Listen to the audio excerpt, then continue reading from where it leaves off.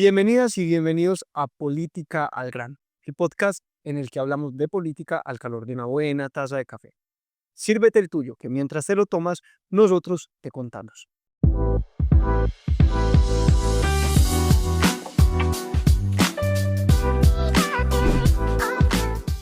Jorge, ¿hoy qué café nos estamos tomando? Hoy nos estamos tomando un café del municipio de Andes, de la vereda La Clara. Un café que lo producen en esa vereda con el nombre de Esencia Cafetera. Se produce a 1700 metros sobre el nivel del mar y es de la variedad Castilla y se consigue en la cooperativa de caficultores de Andes y es muy sabroso, se lo recomiendo. Bueno, Jorge, vamos a contarle a las personas que nos ven a través de todas nuestras redes sociales, en especial a quienes nos escuchan en YouTube y en Spotify, que hoy tenemos una invitada muy especial porque además es la directora de nuestro podcast, Juliana Bernal Palacio, que es historiadora de la Universidad Pontificia Bolivariana. Historiadora de verdad. Historiadora de verdad, graduada, bueno, porque hay muchos que se encargan de la divulgación de historia, pero además Juli pues tiene un papel muy importante que han ido desarrollando en redes a través de un proyecto que se llama Historia de Melocotón, en el que hace divulgación de la historia de Colombia y de la historia universal, pero desde una perspectiva, digamos, esencialmente científica, como una visión científica de la historia. Juli hoy está invitada a este podcast porque vamos a hablar de una historia muy particular, que es la historia del narcotráfico y de la lucha contra el narcotráfico. Y bueno, Y Juli, de las dificultades de Colombia por ese pequeño problema. por ese detallito. Entonces, Juli, bienvenida a nuestro podcast. No, muchas gracias. Muy feliz de estar en nuestro propio podcast hablando de este tema que me parece que es muy pertinente para ahorita lo que está viviendo Colombia. Bueno, Juli, a ver, hay algo así como una historia del narcotráfico. Pues yo empiezo presentándole y digo, vamos a hablar de historia del narcotráfico, pero hay algo así como una historia del narcotráfico y uno podría rastrear, pues, como en la historia, las razones de por qué hay narcotráfico en el mundo. Claro, o sea, cualquier cosa se puede historiar, cualquiera, y sobre todo el narcotráfico también. Y podemos remontarnos, por ejemplo, incluso para hablar del narcotráfico, podemos remontarnos a 1839 más o menos, con la guerra del opio, la primera guerra del opio que hubo, que fue que Gran Bretaña impuso el comercio de opio a China. China, pues digamos, tenía una pelea en contra del opio por todo lo que estaba generando a nivel social y pues de alguna u otra forma el mercado, este mercado es casi que el inicio de una lucha del narcotráfico global y la subordinación del país asiático de China, la subordinación de China a el poder occidental. Esa es una parte. Por otro lado, llega el opio a América también incluso por los mismos chinos, donde se dan cuenta, pues digamos que su comercialización, su producción es buena en esta parte del mundo porque pues da un clima pertinente para su cultivo. Y así se abrieron las primeras rutas de narcotráfico hacia Estados Unidos con el opio en el siglo XIX. Y posteriormente el nacimiento como tal de la cocaína, que es diferente a la coca, porque pues la coca es la planta base de la cocaína, pero no significa que sea cocaína como tal. Y esta coca, la hoja de coca, pues ha sido usada por las civilizaciones desde las civilizaciones precolombinas, pues para actos rituales y de todo tipo en este sentido, pero nos enteramos que pues la hoja de coca tiene un alcaloide, pues como tal que se puede extraer bajo diferentes procesos químicos y que eso generaría como tal la cocaína. Yo iba a decir aquí que es como un poco la historia de la doble moral, porque Gran Bretaña contra China, Gran Bretaña promovía el narcotráfico Obligaba a los y chinos. obligaba a los chinos a consumir. Pero los chinos que la prohibían en su propio territorio intentaron sembrarla o llevaron el mercado a América. Ujú, exactamente. Y luego, pues con lo de la cocaína, pues hablar que si bien esa planta es una planta suramericana, la cocaína como producto se diseña es en Europa. Exactamente. A finales del siglo XIX es Europa la que aisló el alcaloide de la hoja de coca y comenzó a comercializar la cocaína en tónicos, ¿cierto?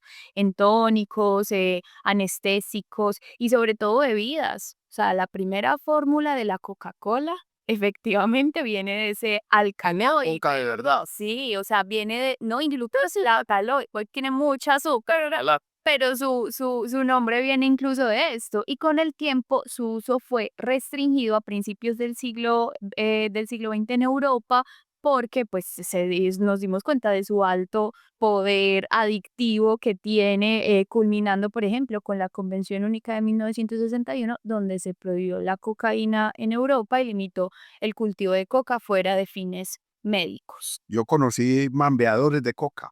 Pues a mí me gusta cambiar.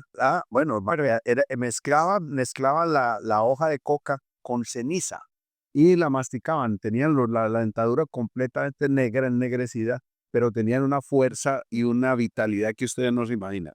Conocían el departamento del Cauca, una cosa bien impresionante. Y eso tiene mucho que ver, Jorge, lo que tú dices, porque ahí empieza, digamos, unas guerras y expansión del consumo, más o menos en la década de los 40, porque ya sabemos, habíamos pasado de una Primera Guerra Mundial supremamente sangrienta y horrible, una Segunda Guerra Mundial que fue también muy sangrienta, muy horrible, y la Guerra Fría, el marco de la Guerra Fría y de esta lucha entre la Unión Soviética y Estados Unidos. Y en la Segunda Guerra Mundial, los ejércitos, incluido el de Estados Unidos, porque eso es una cosa importante para decir, o sea, la adicción de las sustancias que hoy todavía persisten en Estados Unidos es también gracias al mismo gobierno de Estados Unidos, ¿cierto? Y usaban eso para los soldados, Exactamente, para las soldades. exactamente, porque distribuían, por ejemplo, anfetaminas y estimulantes a los soldados estadounidenses durante la Segunda Guerra Mundial para que pudieran mantener las tropas activas, lo que originó literalmente una cultura de consumo militar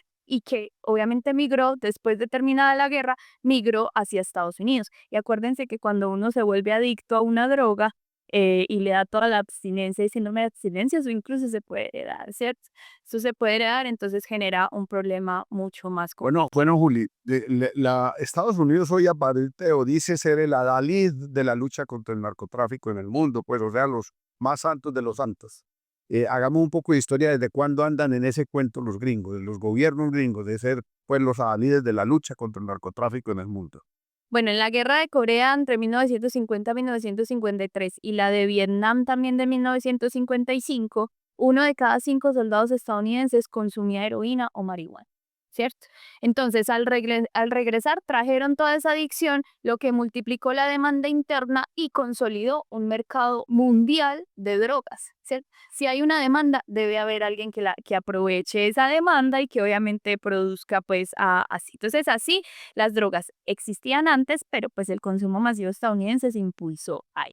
Y con la contracultura, o sea, todo este movimiento de los hippies y de todas estas personas que reclamaban el fin de la guerra con este discurso Sí. pacifista y toda la cosa, rechazó pues la guerra de Vietnam e impulsaron el consumo de marihuana, de LSD y de otras sustancias. Ahí es, digamos, donde Estados Unidos como que se da un golpe interno y dice esto nos está saliendo de control e incluso llega a culpar más bien a la contracultura del consumo y no a aceptar que fueron sus propias políticas de activación del ejército estadounidense en otras partes y sus guerras imperialistas para sus... Juli, aunque tú mencionabas algo antes de que grabáramos el episodio, y es como el antecedente de la lucha contra el alcohol que tuvo Estados Unidos en los años 20 y que pues a la gente esa se le olvida que el alcohol también es una alucinógena. Pues, Y eso lo supo Abraham Lincoln. O sea, ni siquiera fue en el siglo pasado, o sea, fue incluso cuando se estaba empezando a convertir Estados Unidos en una república,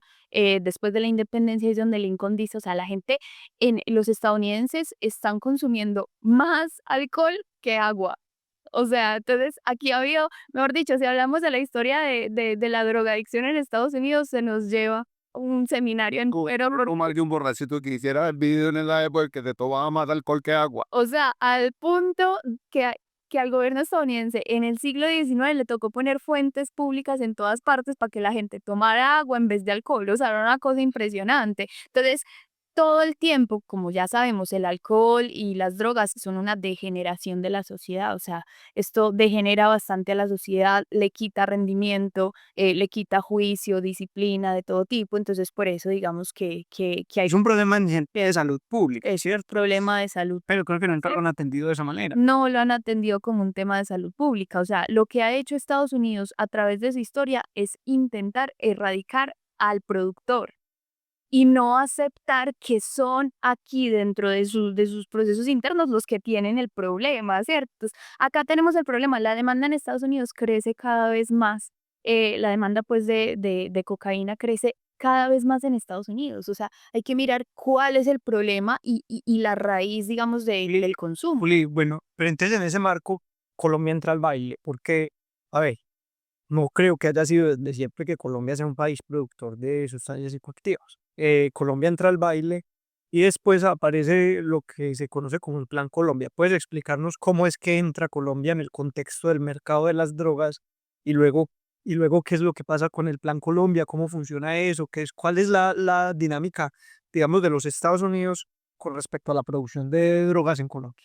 Bueno, esto es algo importante. O sea, Estados Unidos empieza en el siglo XX a reprimir casi todas las sustancias que se están empezando como a volver muy populares y sobre todo no solo lo está haciendo como vamos a atender el asunto de las drogas y de los consumidores, sino que lo empieza a hacer bajo un proceso propagandístico. Antes la marihuana viene de México, entonces ya hay una propaganda en contra de los mexicanos por este tema. O llegar incluso a decir, no, es que quienes consumen estas sustancias son los negros, son los indios, son los nativos, son los inmigrantes, o sea, es el otro, ¿cierto? Pero como tal el pueblo estadounidense pareciera ser víctima más bien como de toda la producción, que ya sabemos que eso está más que desdibujado.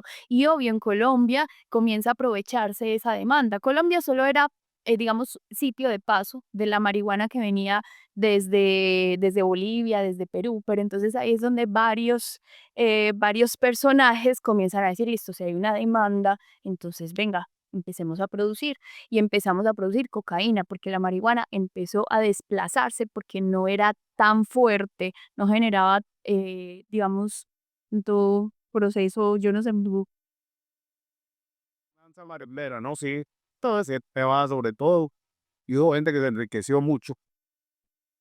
pero realmente, como les digo, o sea, era más productivo y era más demandada, la cocaína empezó a ser más demandada a partir de los 70 por todo esto. Entonces, en los 70 y 80 aparecieron los cárteles de Medellín y de Cali que de alguna u otra forma lograron monopolizar el mercado y producción de la cocaína y que industrializaron la producción, mejor dicho, organizaron rutas en aire, en mar y todo eso para llevar a cabo pues como la venta y a partir de ahí entonces decimos, listo, Colombia se convierte en el principal productor de cocaína. Sí, entonces aquí tenemos un problema. Entonces la mirada de Washington De apunta las pocas cosas que son directamente, los principales en el mundo. o sea, la mirada de Washington apunta directamente hacia Colombia. Y eso es riesgosísimo. Y eso es muy riesgoso, ¿cierto? Que sea Estados Unidos como quien apunte a nosotros. Entonces, en 1971, Richard Nixon lanzó oficialmente una guerra contra las drogas y una estrategia centrada únicamente en la represión militar contra los países productores de cocaína, ¿cierto? Entonces, ahí obviamente entramos nosotros. En 1973 se crea la Drug Enforcement Administration, que es la DEA, que es única y exclusivamente hecha para la lucha contra las drogas y ahí es entonces donde Estados Unidos digamos que empieza a llevar varias políticas impositivas de lucha contra las drogas en nuestro país. Esto no es un asunto de que haya sido iniciativa de algún presidente al respecto, sino que fue Estados Unidos el que impuso no solo una agenda militar, en contra de las drogas, sino también una agenda económica que ya sabíamos la influencia que ha tenido Estados Unidos en nuestro país en la toma de decisiones, pero esto lo intensifica muchísimo más. Entonces el Plan Colombia, podemos ubicarlo más o menos finales del siglo pasado, 1999, hasta más o menos el 2015 que funcionó, se enfrenta bajo una profunda crisis porque es abatido Escobar. O sea, esto es una cosa importante. O sea, cuando muere Pablo Escobar, entonces se fragmenta el cártel de Medellín, se fragmenta la producción de la cocaína, entonces esto hace La distribución. y la Y la ruta. distribución, exactamente. Y se crean subgrupos de narcotraficantes que incluso muchos, ahí están los actores armados, los grupos armados, tanto guerrillas de izquierda como paramilitares, que comienzan a usar el narcotráfico como una base para sostener pues sus crímenes y sus cosas. Entonces el presidente Andrés Pastrana, influenciado por Washington, obviamente propone o presenta más bien el Plan Colombia en el 2000 como, según el documento ni siquiera se tradujo al español de una forma en que uno diga, hombre, queremos que los colombianos se den cuenta de lo que queremos para el país. No, o sea, el documento inicial estuvo en inglés, se tradujo ahí con una máquina, quién sabe qué, que incluso muchos gobernadores de estas partes, la Nosotros lo tenemos por ahí el documento. Es una primera, o sea, son oro. automático, una cosa. Y miren esto, por ejemplo, el Plan Colombia llegaron a enterarse algunos de los gobernadores de la parte más oriente de Colombia, que es, digamos, donde se concentraba la producción, o sea, como la parte más abandonada de Colombia, pero también una parte del occidente. Muchos de estos gobernadores de estos departamentos se enteran del Plan Colombia, es porque encontraron una copia en alguna librería o una cosa así, o sea, fue algo muy mal ejecutado, muy, muy mal ejecutado al punto de demostrar que esto fue un tropiezo impresionante a la soberanía.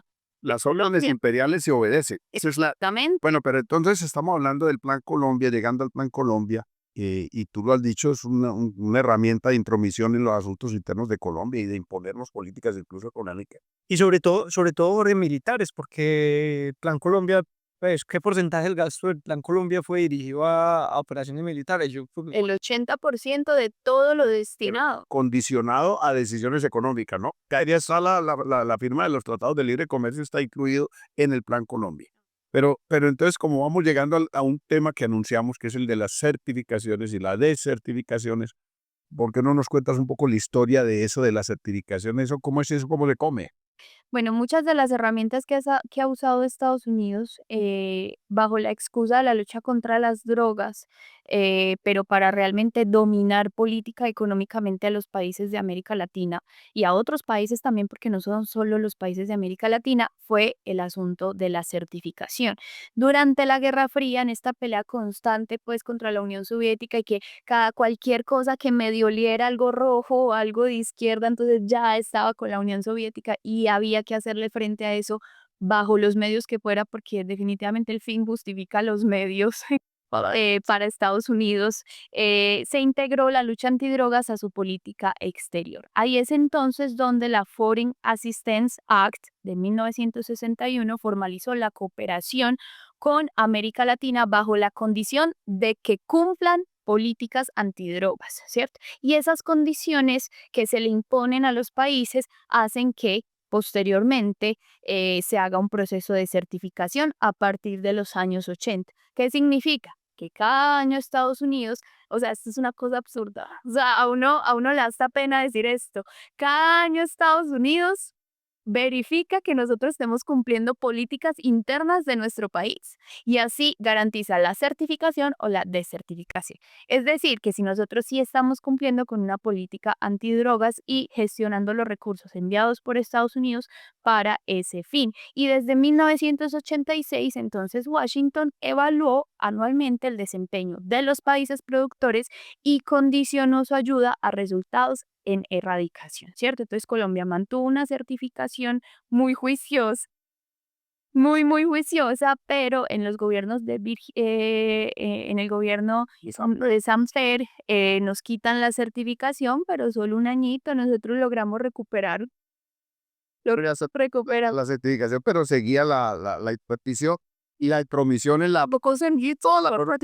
Esta es una cosa importante porque se cree que entonces como nos quitaron la certificación este periodo con el presidente Petro, eso no significa que entonces el presidente Petro no esté respondiendo a los intereses de Estados Unidos, y ¿cierto? a la política Sino de que drogas de Estados Unidos. exacto, que es la política antidroga se resume en una imposición imperialista. O sea, no hay otra forma de decirlo, no hay otra forma de aceptarlo y creo que es de suma ingenuidad decir que Estados Unidos todavía no cumple un papel fundamental en las decisiones y en el camino que tiene Colombia. Y también sería, pues, decir, como un poco ingenuo pensar que este hecho de la certificación prueba en algo el antiimperialismo de Petro, pues porque realmente Petro sigue obedeciendo en casi todos los aspectos la misma política antidrogas. Incluso el gobierno ha pedido a la Corte Constitucional que habilite o valore la posibilidad de volver las aspersiones aéreas con glifosato para detener el crecimiento desaforado que ha habido en los últimos años